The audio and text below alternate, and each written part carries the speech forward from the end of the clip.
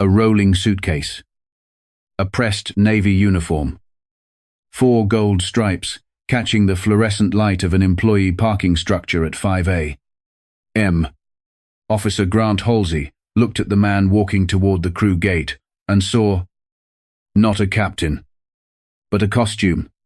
He was about to learn, in the space of one very long morning, that pulling a real airline captain off his own flight is not a traffic stop. It is a federal aviation incident. And by the time the sun came up, the FBI would be standing in his precinct's lobby, asking why a scheduled international flight sat empty at the gate. Harlow County International Airport had spent the last decade rebranding itself as a rising regional hub, courting a mid-size international carrier called Meridian Atlantic Airlines to anchor a new transatlantic route, and building an entire marketing campaign around the promise of world-class security. That promise rested, in practice, on the Harlow County Airport Police Division, a small force of 40 officers who patrolled the terminals, the ramp, and the employee parking structures under a mandate that had grown in the years since a string of viral videos about impersonators sneaking past checkpoints, increasingly jumpy and increasingly discretionary. Nobody had written down exactly what looks like it doesn't belong here meant. Everybody on the force had their own definition.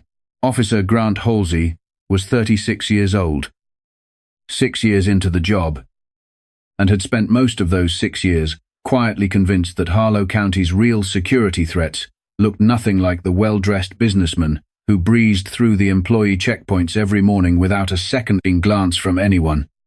He had 2 citizen complaints in his file, both dismissed after cursory review, and a reputation among the newer hires for being the officer who actually took the impersonator briefings seriously, a description he wore privately, like a badge of honor.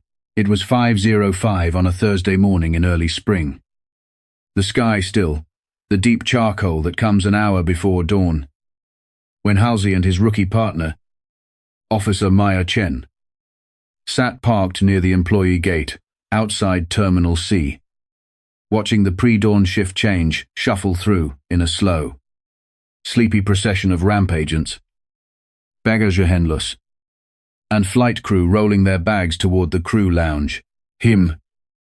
Halsey said, straightening in his seat, setting his coffee down carefully on the dash so it wouldn't spill, as a tall man in a crisp Navy captain's uniform came around the corner of the parking structure, rolling a black flight case behind him, 4 gold stripes on each shoulder, catching the sodium light. Officer Chen, 5 months into her first solo rotation, followed his gaze. That's a captain's uniform.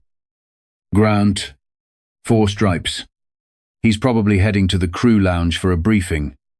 I know what 4 stripes look like. Halsey said, I also know we had a guy in a fake TSA jacket try to walk straight onto the ramp last spring. Look at how he's moving. Doesn't have a lanyard out. Badge isn't visible. That's exactly the profile from the briefing. He's got a flight case and a uniform. Grant, most crew don't wear their badge outside the jacket until they're through the checkpoint. Then let's go make sure he's who he says he is. Halsey said, already reaching for the door handle, inside his uniform jacket, clipped to the inner pocket rather than the outer lapel, a habit from 20 years of early mornings. Keeping the badge from swinging and scratching the fabric, Captain Malcolm Reeves carried his Meridian Atlantic crew identification, his FAA airline transport pilot certificate, and his current medical certificate, all exactly where airline regulations required them to be. He was 47 years old, a senior captain with 19 years at Meridian Atlantic and 11,000 flight hours, walking toward the crew lounge to begin his pre-flight briefing for Meridian 224. A scheduled 6:40 a.m. departure to London Heathrow with 211 passengers already checking bags at the counter. 3 floors up, he did not see the cruiser's headlights sweep across the concrete pillars until they were already angled directly across his path. And by the time he stopped walking, Officer Halsey was out of the vehicle and closing the distance with the rolling, aggressive stride of a man who had already decided what he was looking at. "Stop right there," Halsey called out, one hand resting on his duty belt. Malcolm stopped. 19 years of commanding a flight deck had trained him to read a situation fast and completely threats. Exits. The state of the people around him, and what he read now was an agitated officer with his hand near his weapon and a rookie hanging back near the cruiser. Visibly unsure, he set his flight case down slowly and kept his hands visible. "Good afternoon, officer," Malcolm said. His voice carried the calm, even, unhurried cadence of a man who had talked 200 nervous passengers through rough turbulence without ever once raising his own pulse. "Is there a problem? What are you doing back here?" "Heading to the crew lounge for my pre-flight briefing. I'm the captain on Meridian 224. 6:40 to Heathrow. You got ID on you?" "I do. It's clipped inside my jacket. Not on the outside. I'm going to reach for it slowly. If that's all right." "Hold on," Halsey said, and something in his voice tilted from suspicion towards satisfaction, as though the very fact that the badge wasn't visible confirmed exactly what he had already decided, walking across the parking structure. "We've had impersonators try to walk crew gates before.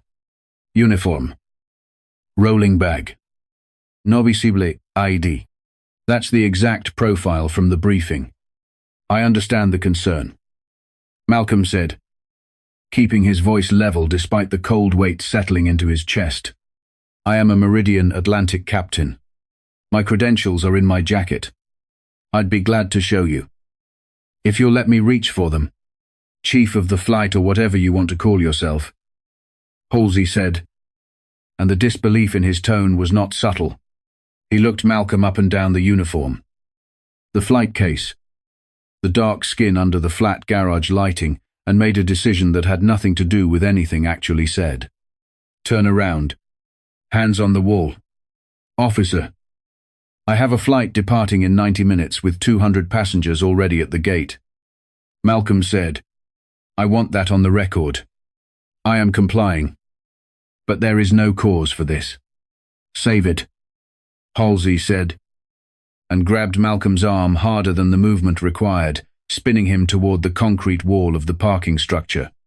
He patted him down roughly, yanking the uniform jacket open, and found the leather credential wallet clipped to the inner pocket. He pulled it free and flipped it open. One-handed, the gold and blue Meridian Atlantic seal caught the sodium light. Beneath it, a photograph of Malcolm in the same uniform, and beside it, tucked into the same wallet, his FAA airline transport pilot certificate and current first-class medical certificate. Officer Chen, close enough to see it over Halsey's shoulder, felt something cold settle in her stomach. "Grant, that's a real ATP certificate. Look at the FAA seal. Anybody can laminate a card," Halsey said, though something in his certainty had already begun to fray. He closed the wallet and shoved it into his own jacket pocket rather than actually reading it through. "We're not taking chances. Cuff him." "I am not resisting," Malcolm said, loudly enough for Chen to hear clearly. "I am completely compliant. You are detaining a scheduled flight crew member with an aircraft waiting at the gate." The cuffs snapped shut, biting into wrists that, in 11,000 hours of flying, had never once been restrained by anything but a shoulder harness. Malcolm did not fight it. He understood, with the same clarity he brought to every emergency checklist, exactly what resisting would cost him against an agitated man with a hand near his weapon in an empty parking structure before dawn. "You are making a serious mistake, Officer Halsey," Malcolm said, reading the name tag as he was pulled upright. His voice did not rise. If anything, it dropped, taking on the same flat, procedural calm. He used reading back an emergency checklist, item by item. "I am asking you clearly to stop this before it becomes something that neither of us can undo. Tell it to the sergeant, Halsey said, and walked him toward the cruiser, the Harlow County Airport Police substation. Tucked into the lower level of the parking garage between the rental car counters and a shuttered coffee kiosk. Had the particular hush of a facility running on its overnight skeleton crew, a desk sergeant nursing bad coffee. A bank of monitors, half-watched. The low electric hum of fluorescent light. Sergeant Dale Whitfield looked up as Halsey walked a handcuffed man in a captain's uniform through the booking doors. And something about the scene made him set down his crossword before he'd finished the clue. What we got? Suspected impersonator. Employee gate.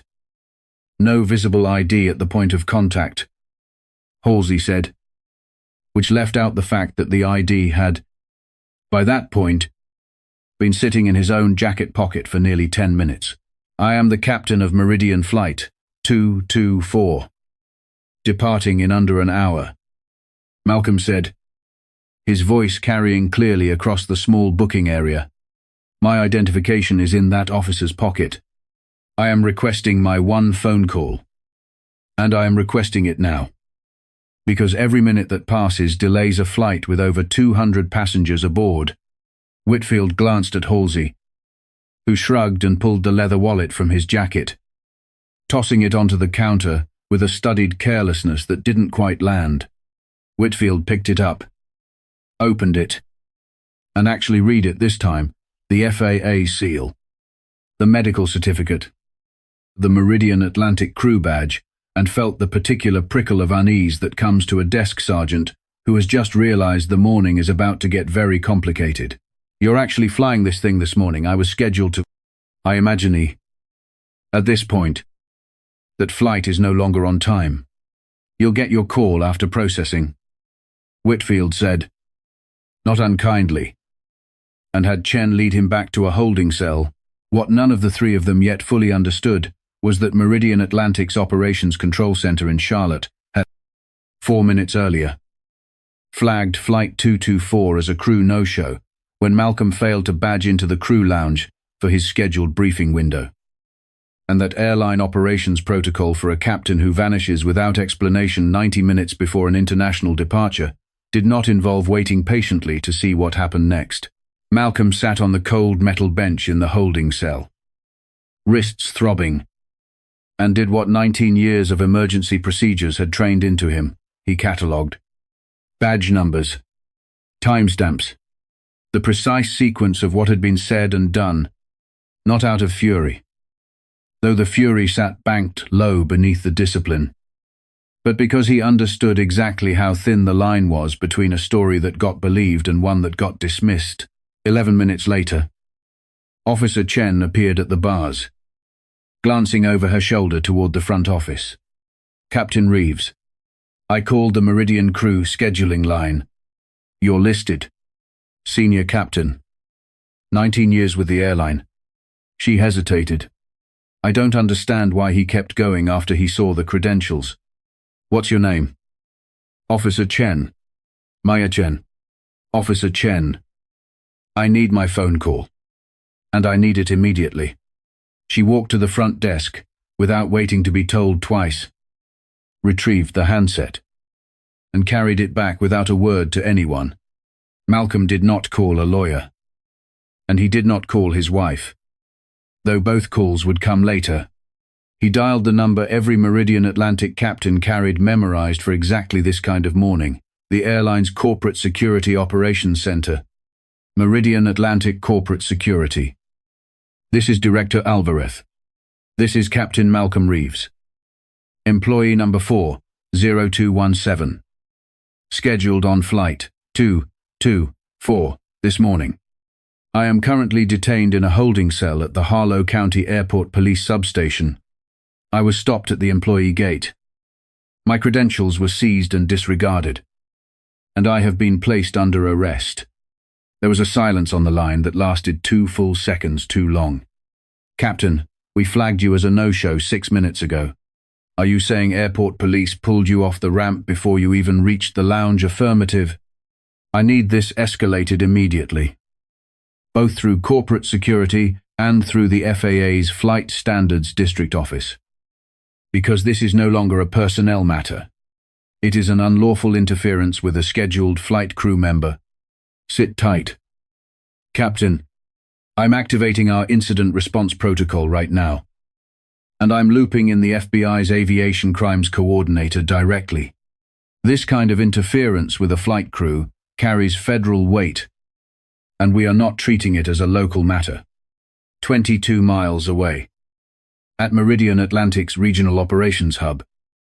Director of Corporate Security, Renata Alvarez, a 19-year veteran of aviation security who had spent the bulk of her career investigating threats to flight crews, ranging from unruly passengers to actual hijacking plots, had exactly one gear for the words, "Airport police detained my captain," before departure. "Get the duty FAA liaison on the line," she told the analyst at the next desk, already reaching for her jacket, "and notify the FBI Field Office's Aviation Crimes Unit. We are treating this as an interference with flight crew incident, not an HR issue." Renata, that's a municipal holding cell. You want the FBI rolling on an airport substation. I want federal agents in that lobby within the hour.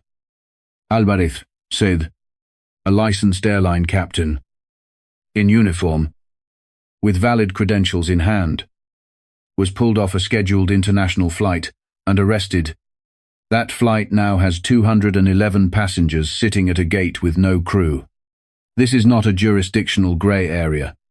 It is a federal aviation security incident. She called the FBI's on-call aviation crimes coordinator herself, laid out the situation in 4 flat sentences. And within 30 minutes, 2 unmarked federal vehicles and a Meridian corporate security response team had converged on Harlow County. Light bars cutting through the pre-dawn dark with the same unhurried, deliberate precision as a storm front rolling in. Back in the holding cell, Malcolm sat with his eyes closed, running through the same calm sequence he brought to every abnormal checklist, not anger, which accomplished nothing at 35,000 feet or in a concrete cell, but the precise architecture of what had happened and what it would cost the people responsible. Unlawful stop without articulable suspicion. Seizure of valid federal aviation credentials. Continued detention after the badge was in the arresting officer's own hands. Interference with a scheduled air carrier operation. He did not need to raise his voice. The paperwork would raise it for him. The commotion reached the substation before the agents did first, a runner from the terminal relaying that Meridian's gate agents were making increasingly frantic public announcements about a delayed departure, then the low rumble of vehicles pulling into the small lot outside, blocking every exit with the unhurried precision of people who had done this before. Federal agents in windbreakers marked FBI fanned out along the perimeter, without a raised voice among them. The substation's glass doors opened without anyone touching them first. And Special Agent Priya Anand, the aviation crimes coordinator, who had been 3 exits down the interstate, when the call came in, walked in first, flanked by a Meridian corporate security officer and an FAA enforcement investigator carrying a slim leather folio. "I am Special Agent Priya Anand, FBI Aviation Crimes Unit," she announced. And the words filled the small substation, the way a foghorn fills a harbor. "I am here for Captain Malcolm Reeves." Officer Halsey came out of the break room mid-sip of coffee, and the coffee stopped, mattering the moment he registered the windbreakers. The vehicles through the glass. The sheer fact of federal law enforcement standing in his substation before sunrise. "What is this?" he said, and it came out much smaller than he intended. Anand closed the distance in 5 unhurried steps. "Are you the officer who detained Captain Reeves? This was a legitimate stop. Impersonation profile. No visible ID at contact. He had his credentials on him. And you took them and put them in your own pocket rather than verify them." Anand said. "Where are they now?"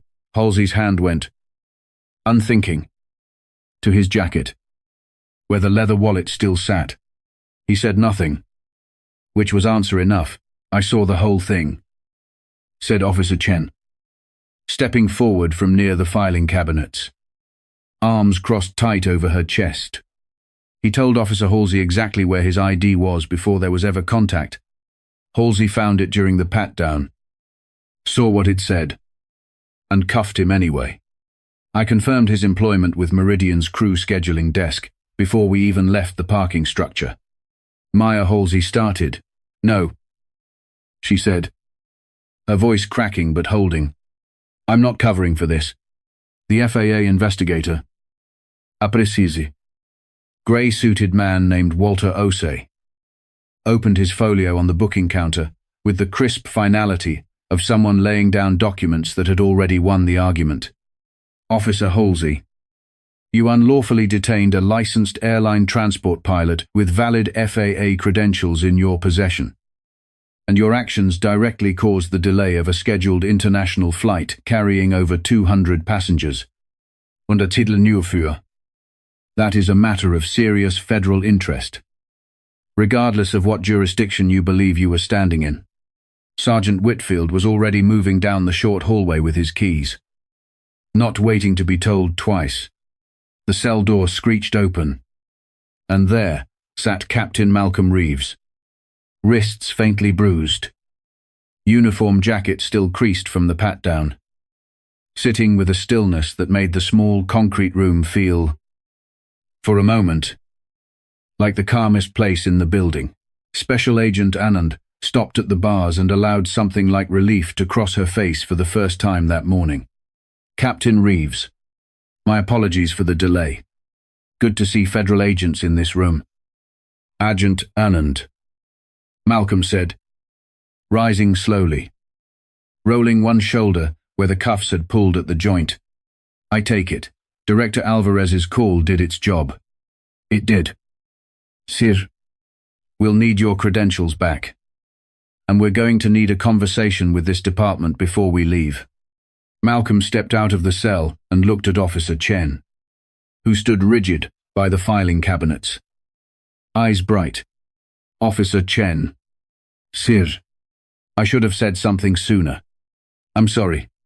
You told the truth in a room that didn't want to hear it." Malcolm said, "That's harder than most people ever have to find out. Don't let this morning convince you it wasn't worth doing." He turned to Halsey, who stood pale near the break room door, the leather wallet still sitting uselessly in his pocket. "You had my credentials in your hand. Officer Halsey, the truth was in your hand, and you chose not to look at it, because looking at it meant admitting you'd already decided who I was before I said a word. That is not a security failure. That is a character failure. And it just cost 211 passengers their morning." Halsey opened his mouth and found, for the first time in 6 years of talking his way through complaints, that he had nothing to say. Chief Roland Dietz arrived at the substation 12 minutes later, having driven from home in record time, and walked into a scene that looked like a federal training exercise. Federal vehicles in his lot, his desk sergeant standing rigid, a man in a captain's uniform being escorted out by an FBI agent, and, frozen against the wall, Grant Halsey, the officer whose impersonator awareness Dietz had personally praised in a staff meeting less than a month earlier. "What in God's name is happening in my substation?" Dietz demanded. Osei turned to face him without hurry. "Chief Dietz, your officer detained a licensed airline captain, disregarded his federal credentials, and caused a material delay to a scheduled international flight. That alone is a serious matter.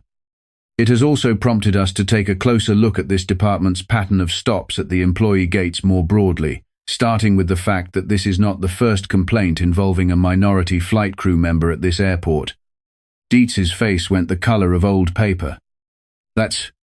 We've never had a formal complaint. Reach my desk on that. We'll be the judge of whether that's because none occurred, or because none were ever properly logged," Anand said, and there was nothing in her tone suggesting she was joking. "Starting this morning, this incident is under joint review by the FBI and the FAA's Office of Investigations. I'd recommend full cooperation." Chief, because the alternative is considerably worse. Malcolm, walking toward the door flanked by federal agents, paused beside Dietz just long enough to say, in the same level voice he'd used all morning, 211 people missed their connections in London this morning because your officer decided a black man in a captain's uniform was more likely to be an impersonator than an actual captain. I don't say that to embarrass you, Chief. I say it because it's the clearest illustration I can give you of exactly what your department's instincts actually are. When nobody's watching. Malcolm did not have an answer for that either. He simply looked at Dietz for a long moment, letting the silence do what words no longer needed to. Malcolm walked out into the grey pre-dawn light, past the federal vehicles, past agents securing the perimeter of a substation that no longer had any illusions about its own permanence, and did not look back. The review moved with the speed reserved for incidents that could not be allowed to look slow. Within 72 hours, FBI investigators and FAA enforcement officers had pulled 18 months of Harlow County Airport Police, stop records at the employee gates, and found a pattern that was not subtle. A disproportionate share of impersonator awareness stops involved Black and Hispanic flight crew members, ramp workers, and contractors, several of whom had filed informal complaints with their own employers rather than the airport police. Because as more than one of them told investigators, nobody believed a complaint against airport security would go anywhere. Special Agent Anand sat in on the interview when Halsey, stripped of his badge and facing federal charges, was brought in for formal questioning. He was a smaller man in that chair than he had been at the employee gate. You had his credentials in your hand. The FBI investigator across from him said, sliding a photograph of the leather wallet across the table, explain why a 6-year veteran doesn't verify an ATP certificate the second he's holding it. I'd already decided, Halsey said quietly, staring at the table, before I ever got out of the car. Once I'd made the call in my head, nothing was going to change it. Not even the FAA seal in my own pocket. That's the most honest thing you've said all week. The investigator replied, and closed the folder, down the hall. The FAA's Walter Osei spent the same afternoon reconstructing the operational cost of the delay in a report that would later be entered as evidence. Flight 224's 2-hour ground delay had rippled into 3 missed connections in London, forced Meridian to rebook 41 passengers onto later flights, and cost the airline an estimated $340. Zéro pouce compensation. Rebooking fees, and crew duty time violations that triggered a mandatory rest period for the replacement captain, who was ultimately flown out from a different base to cover the trip. People tend to think of this kind of stop as costing one man an hour of dignity, Osei told the courtroom later. In aviation, it costs measurably more than that. And the math is not abstract. It is passengers standing at a gate in another country wondering why their connecting flight left without them. 2 doors down, investigators sat with Desmond Carter, a Meridian Atlantic flight attendant who had been stopped twice at the same employee gate over the previous year, both times for loitering near the crew lounge entrance while waiting for a colleague. Neither stop had ever generated a formal incident report. I figured nobody would believe me over an officer, Carter told them, turning a coffee cup slowly between his hands. The first time he said I fit a description. Second time, there wasn't even a description. He just said, I didn't look like I belonged back there at that hour. I mentioned it to my base manager informally. Nothing ever came of it. And I stopped bringing it up. Because I needed the seniority hours, and I didn't want to be the flight attendant who made trouble with airport security. You're not making trouble now, Mr. Carter, the lead investigator said gently. You're the reason this pattern has a shape, instead of just being one very bad morning for one very unlucky captain. Carter's statement, cross-referenced against Halsey's own body camera archive, which the department had never deleted, apparently never imagining anyone would think to look confirmed, both stops in granular detail vague. Shifting justifications. No actual suspicious activity report from anyone at the airline. And the same prolonged, humiliating pattern of detainment that left no formal paper trail because nothing had technically escalated far enough to require one. Until the morning it escalated against exactly the wrong man, Chief Dietz. Questioned separately about the substation's informal impersonator awareness culture. Insisted the emphasis had come from a genuine security briefing after the previous year's viral incidents, not from any intent to profile an argument that collapsed the moment investigators produced the stop data showing white flight crew members were stopped at a small fraction of the rate of everyone else walking through the exact same employee gate at the exact same hours. Officer Maya Chen was not charged with anything. The U.S. Attorney's Office made a point of publicly distinguishing between officers who had participated in the pattern and the one officer who told the truth the moment federal investigators arrived. She resigned from Harlow County Airport Police within the month and was recruited, on Special Agent Annan's personal recommendation, into the FAA's own Aviation Security Liaison program the following spring work. She told friends that felt like the first thing she'd done on the job that actually mattered, Meridian Atlantic. Facing its own scrutiny for how long it had taken informal crew complaints to surface, launched an internal review of its base security relationships across every airport it served, and quietly ended its long-standing practice of treating employee gate incidents as a purely local law enforcement matter. The Harlow County Airport Authority, facing a public relations crisis just as its transatlantic route expansion was set to launch, held an emergency board session that ran past midnight. Board member Councilwoman Renee Ashford, who had championed the original impersonator awareness security briefing 3 years earlier without ever asking how it would actually be applied at the gate, was the one who finally asked the question none of her colleagues wanted on the record. How many of these stops in the last 18 months actually turned up a real impersonator, versus how many of them were just somebody getting stopped and let go with nothing on paper? When the numbers came back the following week provided under subpoena, since the department itself had never bothered to compile them, the ratio was stark enough that even board members who had wanted to quietly reassign Halsey to a desk instead voted to terminate him outright and open the department's training program to full federal review. Chief Dietz's resignation was on the table before the session adjourned.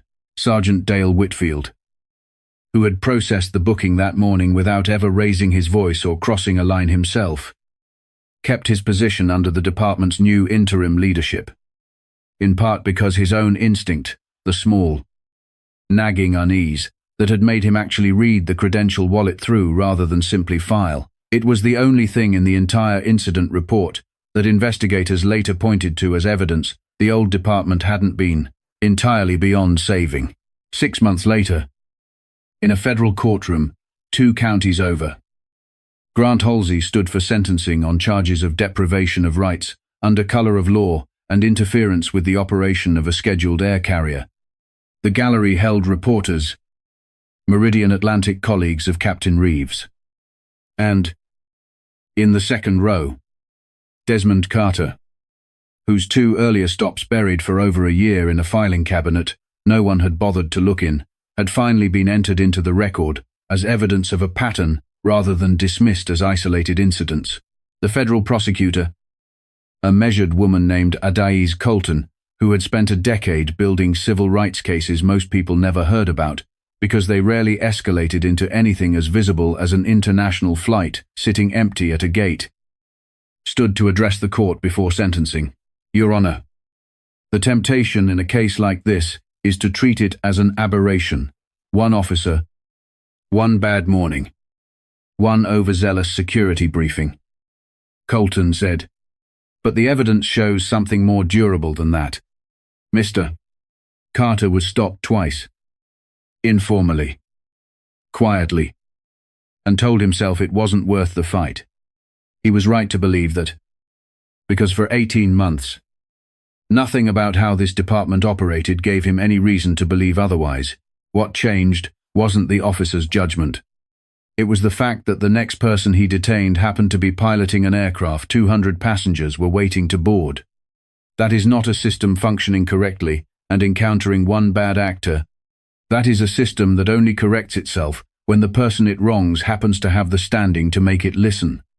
Captain Reeves had submitted a written statement, rather than speak in person, which the prosecutor read into the record at the court's invitation, that the true cost of a single unlawful stop was never contained to the person stopped, that it radiated outward into every colleague who had quietly absorbed a smaller version of the same humiliation and decided it wasn't worth reporting, and that real accountability meant asking not what happened to the officer who made the stop, but whether the institution around him had been built in a way that made the stop almost inevitable.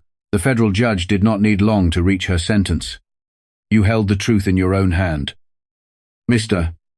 Halsey, she said, looking down from the bench, and you chose not to look at it, because looking at it meant admitting you were wrong about a man before he'd said a word.